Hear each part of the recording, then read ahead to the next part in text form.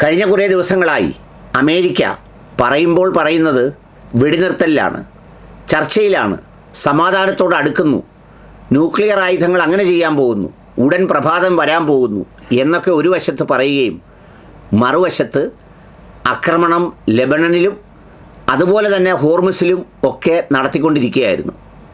എല്ലാത്തിനും ഒരു അതിരുണ്ടല്ലോ, ഒരു അതിർവരമ്പ്.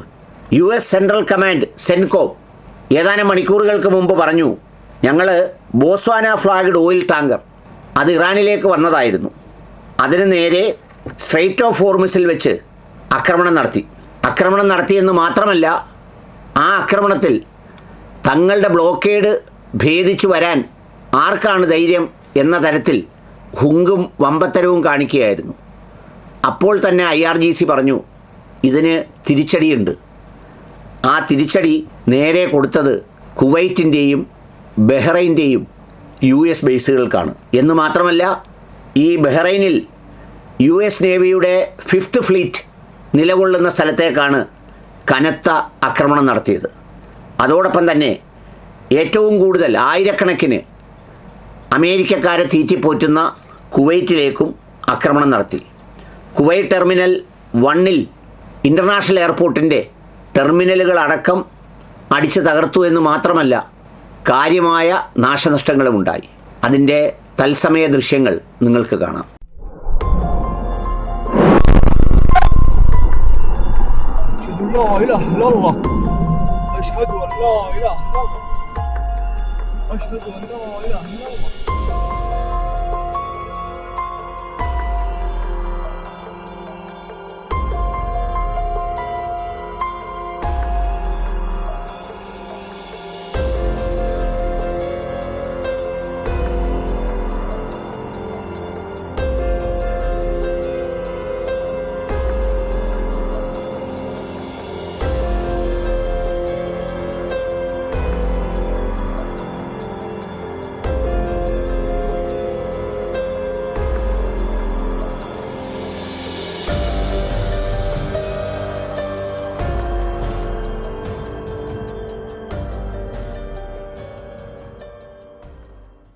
അതിനെ തുടർന്ന് വിമാനത്തിൻ്റെ സർവീസുകൾ മുഴുവൻ നിർത്തിവെക്കുകയും please be informed that all passengers access to T1, T4, T5 terminal 145 has been suspended until further notice.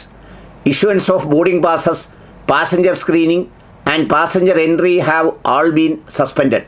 Please ensure that no passengers are allowed beyond the designated checkpoints until further notice എന്ന് പറഞ്ഞ് ബഹ്റൈനിലേക്കും കുവൈറ്റിലേക്കും കനത്ത ആക്രമണം നടത്തിയെന്ന് മാത്രമല്ല, UAEയും ഏത് സമയത്തും ആക്രമിക്കാവുന്ന സ്ഥിതിയിലാണ് താനും.